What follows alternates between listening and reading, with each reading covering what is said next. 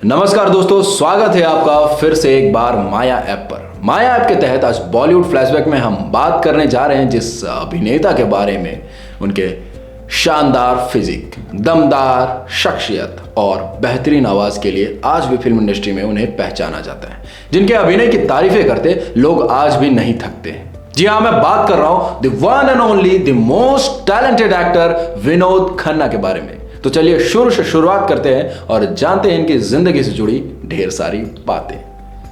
विनोद खन्ना का जन्म 6 अक्टूबर 1946 को पेशावर में हुआ।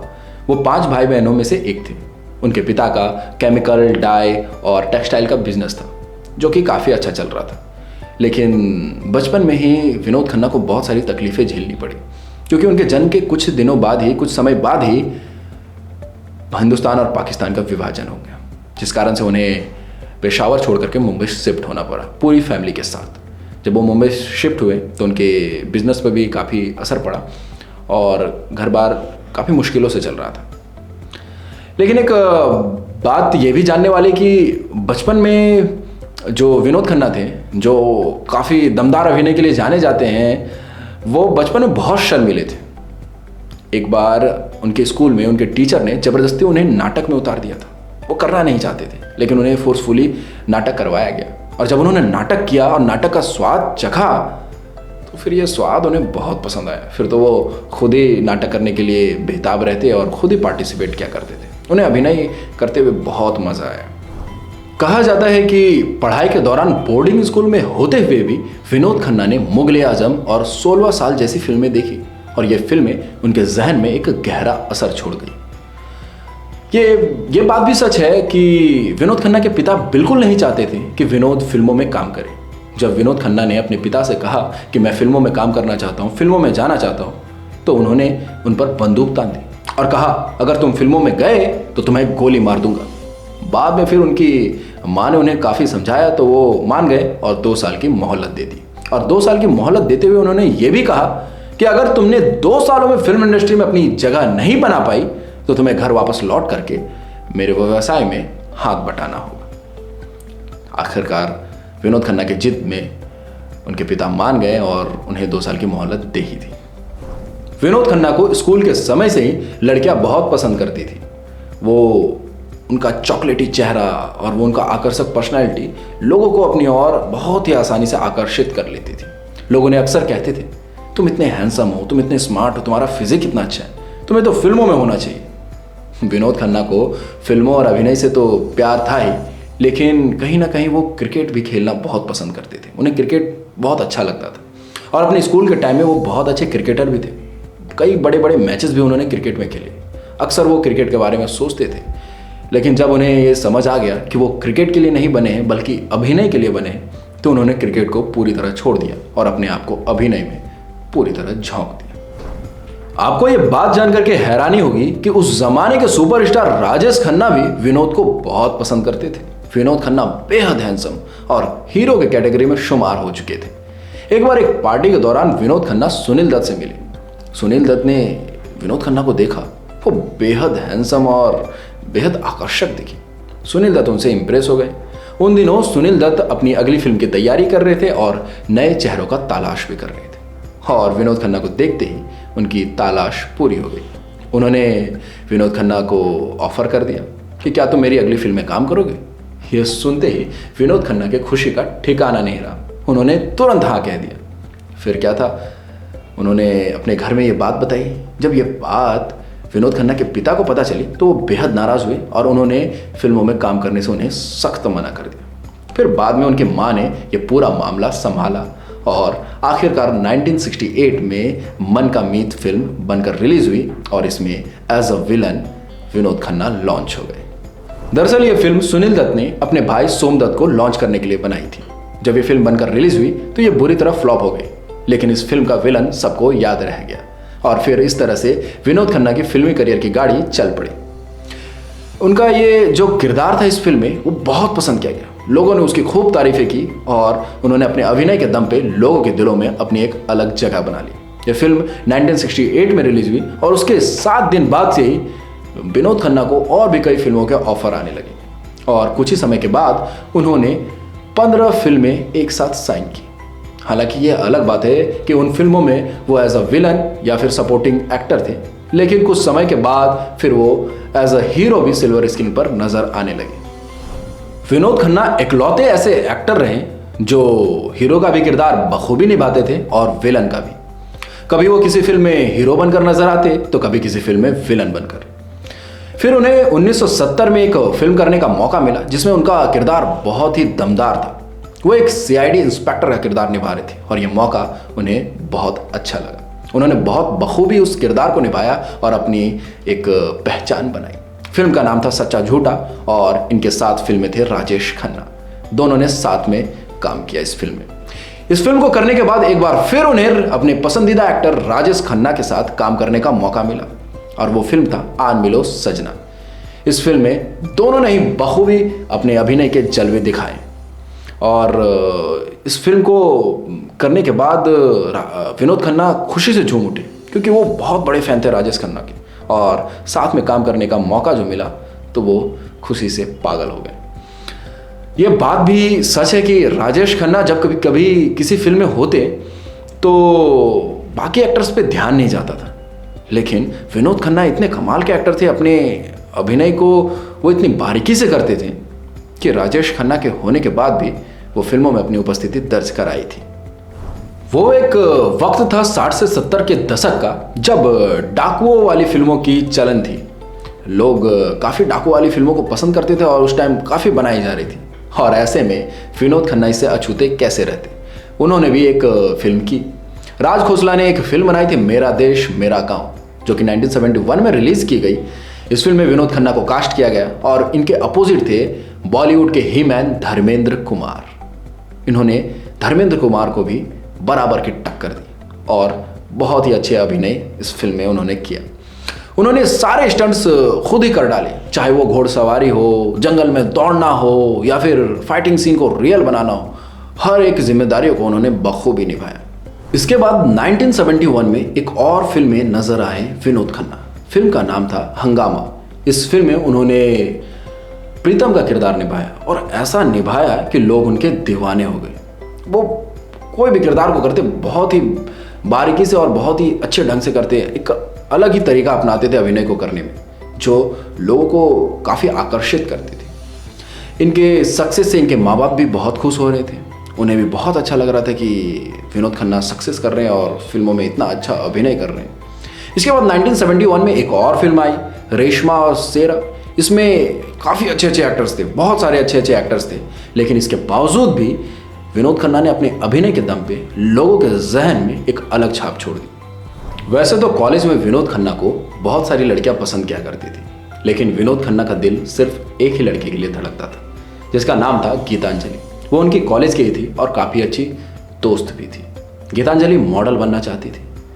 दोनों एक दूसरे के धीरे धीरे बहुत करीब आने लगे। बहुत समय तक विनोद खन्ना ने गीतांजलि को डेट किया और जब वो अपने करियर की ऊंचाइयों पर पहुंचे तो 1971 में ही गीतांजलि से शादी कर ली। वैसे तो विनोद खन्ना अक्सर फिल्मों में विलन का किरदार निभाते हुए नजर आते थे, लेकिन बहुत ही अच्छे गीतकार और निर्देशक गुलजार साहब को विनोद खन्ना में हमेशा एक पॉजिटिव और एनर्जेटिक हीरो दिखता था। वो जब पहली बार फिल्म बनाने की सोची तो उन्होंने विनोद खन्ना को अप्रोच किया।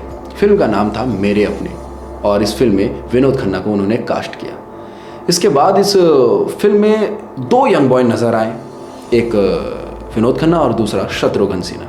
दोनों ही अक्सर विलन के किरदार में फिल्मों में नजर आते थे, लेकिन गुलजार साहब ने दोनों की छवि ही बदल दी और फिर जब 1971 में ये फिल्म बनकर रिलीज हुई तो ये हिट साबित हुई और ऑडियंस को Vinod Khanna as a hero भी बहुत अच्छे लगे और लोगों ने उन्हें एज अ हीरो एक्सेप्ट कर लिया। गुलजार साहब के साथ फिल्म करने के बाद विनोद खन्ना ने एज अ हीरो और भी कई फिल्में की। उन्हें मल्टी स्टारर फिल्मों से भी कोई खास परहेज नहीं था। उन्होंने उस दौर के सभी स्टार्स के साथ काम किए थे, चाहे अमिताभ बच्चन हो, राजेश खन्ना हो, सुनील दत्त हो या फिर कोई भी हो। उन्होंने सबके साथ स्क्रीन शेयर किया और सबके साथ फिल्मों में नजर आए। उनकी जोड़ी अमिताभ बच्चन के साथ खूब पसंद की जा रही थी, ऑडियंस ने उन्हें खूब पसंद किया। चाहे मुकद्दर का सिकंदर हो, अमर अकबर एंथनी हो, खून पसीना हो या फिर हेरा फेरी हो, सभी फिल्मों में उन्हें बहुत पसंद किया गया उनकी जोड़ी को, और फिल्मों को भी काफ़ी लोगों ने सराहा। जब वो अपने करियर के पीक पर पहुंच गए थे तब अचानक 1982 में उन्होंने एक ऐसा फैसला लिया कि सभी को दंग कर दिया। वो अपने आध्यात्मिक गुरु रजनीश ओशो के शरण में चले गए थे। वहाँ उनके आश्रम में जाकर के इस सुपरस्टार ने बर्तन धोने से लेकर के माली तक के भी काम किए थे। अचानक इस तरह से चले जाने के कारण उनकी पत्नी बहुत नाराज थी और फिर दोनों के बीच तलाक हो गया। दोनों के 2 बच्चे भी थे, अक्षय खन्ना और राहुल खन्ना। फिर आगे चल करके 1990 में विनोद खन्ना ने कविता से शादी कर ली। विनोद खन्ना कुछ समय तक फिल्मों से दूर जरूर रहे थे, लेकिन फिल्मों के प्रति उनका प्यार उन्हें वापस फिल्मों में खींच लाया। फिर 1987 में उन्होंने फिल्म इंसाफ से फिल्म इंडस्ट्री में अपनी वापसी की और उन्होंने बहुत ही अच्छा उसमें किरदार निभाया। 4-5 सालों तक वो एज अ हीरो फिल्मों में नजर आए और फिल्में की, लेकिन फिर धीरे धीरे वो कैरेक्टर्स रोल की तरफ आगे बढ़ने लगे और फिल्मों में फिर कैरेक्टर्स रोल निभाने लगे। ये विनोद खन्ना उस समय के बहुत ही फिट हीरो थे। एक बार इंटरव्यू के दौरान उन्होंने कहा कि हमारे ज़माने में भी हीरो फिट हुआ करते थे, लेकिन बात दरअसल ये है कि उन समय बॉडी दिखाने का ट्रेंड नहीं था। विनोद खन्ना एक शानदार अभिनेता के साथ साथ अच्छे निर्माता और बहुत ही अच्छे राजनेता भी रहे। वो भाजपा के सदस्य थे, उन्होंने कई चुनाव भी जीते और बाद में फिर मंत्री भी बने। 1999 में उन्हें फिल्म इंडस्ट्री में उनके योगदान के लिए life time film fair award से भी नवाजा गया और फिर 2018 में इंडियन फिल्म इंडस्ट्री के सर्वोत्तम पुरस्कार दादा साहब फाल्के अवार्ड भी दिया गया। विनोद खन्ना जब ओशो रजनीश के आश्रम में गए तो स्वामी विनोद भारती कहलाने लगे थे। ये विनोद खन्ना एक ऐसे अभिनेता थे जिन्होंने अपनी करियर की शुरुआत एज अ विलन किया, लेकिन आगे चलकर उन्होंने हीरो की भी भूमिका निभाई। उन्होंने कई अलग अलग तरह की भूमिका निभाई और अपने अभिनय के दम पे लोगों के दिलों में अपनी छाप छोड़ दी, अपनी एक जगह बनाई थी। उन्होंने कई बेहतरीन फिल्में की, जैसे कि आन मिलो सजना, मेरा देश मेरा गाँव, सच्चा झूठा, जैसे इन्होंने कई फिल्में की एज अ विलन, उन्होंने उसमें किरदार निभाए और लगभग सारी की सारी फिल्में हिट रहीं। लेकिन ये फिल्में हिट होने के बावजूद उन्हें इन फिल्मों से कुछ खास फ़ायदा नहीं हुआ। उनके करियर की असल मायने में जब शुरुआत हुई वो हुई थी गुलजार साहब के फिल्म मेरे अपने से। तो चलिए अब आगे चलकर बात करते हैं हम विनोद खन्ना के द्वारा किए गए सुपरहिट फिल्मों की फहरिस्त की। तो इसमें जो सबसे पहला नाम आता है वो है मन का मीत, जो कि 1968 में रिलीज हुई और ये हिट रही। फिर आई सच्चा झूठा जो 1970 में रिलीज हुई और ये सुपर हिट रही। फिर आई आन मिलो सजना जो 1970 में रिलीज हुई और ये सुपर हिट रही।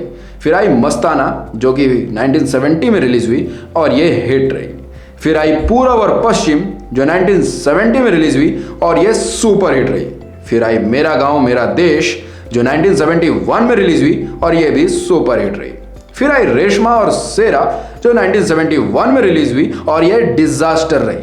फिर आई ऐलान जो 1971 में रिलीज हुई और ये हिट रही। फिर आई आखिरी अदालत जो 1988 में रिलीज हुई और ये हिट रही। फिर आई चांदनी जो 1988 में रिलीज हुई और ये सुपर हिट रही। फिर आई परंपरा जो 1993 में रिलीज हुई और ये डिजास्टर रही। फिर आई दबंग जो 2010 में रिलीज हुई और ये ब्लॉकबस्टर रही। ऐसे ही और भी कई बेहतरीन फिल्में विनोद खन्ना ने अपने फिल्मी करियर के दौरान किए और हमारे फिल्म इंडस्ट्री को दिए। इनके इन्हीं समर्पण के कारण लोग उन्हें आज भी गर्व से याद करते हैं। इनकी फिल्में बहुत ही अच्छी चलती थी, बॉक्स ऑफिस पर बहुत अच्छा पैसा बनाती थी। इनके अभिनय में कुछ तो ऐसा बात था जिससे लोग खुद ही खींचे चले जाते थे। इन्होंने अपने फिल्मी करियर के दौरान बहुत से कैरेक्टर्स निभाए, बहुत ही अलग अलग तरह के कैरेक्टर्स निभाए और उसके बाद इन्होंने समाज सेवा करने के सोच से इन्होंने राजनीति ज्वाइन कर ली 1997 में और फिर भाजपा के सहयोग से 1998 में इन्होंने गुरुदासपुर से चुनाव लड़ा और जीते और फिर लोकसभा के सदस्य बन गए। विनोद खन्ना ने 1997 में अपने बेटे अक्षय खन्ना को लॉन्च करने के लिए उन्होंने एक फिल्म बनाई हिमालय पुत्र और इस फिल्म के माध्यम से अपने बेटे को लॉन्च किया। विनोद खन्ना अपने ऑडियंस के पसंद का ख्याल रखते हुए उन्होंने छोटे पर्दे के लिए भी काम किया, जैसे कि मेरे अपने महाराणा प्रताप जैसे धारावाहिकों में उन्होंने काम किया और अपने अभिनय का लोहा मनवाया। विनोद खन्ना उस दौर के एक ऐसे अभिनेता थे जिन्होंने इस ज़माने की फिल्मों में भी अपने अभिनय के जलवा दिखाने से नहीं चूके। उन्होंने इस ज़माने की फिल्मों में भी काम किया और बहुत बेहतरीन काम किया। फिर 27 अप्रैल 2017 वो मनहूस दिन बनकर आया जब वो दुनिया को अलविदा कहकर चले गए, लेकिन वो अपने मेहनत और अपने टैलेंट के दम पर अपने फैंस के दिलों में अमर हो गए। तो चलिए अगली बार मिलते हैं एक नए टॉपिक के साथ, जानेंगे किसी और के ज़िंदगी की रूपरेखा के बारे में, आपको बताएंगे, जानकारियाँ देंगे। तब तक के लिए अगर आपको ये वीडियो अच्छा लगा हो तो इसे लाइक करें, जानकारी लोगों के साथ शेयर करें, हमारे चैनल को सब्सक्राइब करें और अगर आपको ऑडिशन से जुड़ी अपडेट्स चाहिए तो हमारे माया ऐप को प्ले स्टोर में जाकर के इंस्टॉल कर सकते हैं। वहाँ से आपको चाहे डांसिंग हो, सिंगिंग हो या फिर एक्टिंग हो, हर तरह के कास्टिंग अपडेट्स आपको मिल जाएंगे, ऑडिशंस के बारे में जानकारियाँ मिल जाएगी। तो चलिए अगली बार मिलते हैं नए एपिसोड में बॉलीवुड फ्लैशबैक के। तब तक के लिए बाय बाय।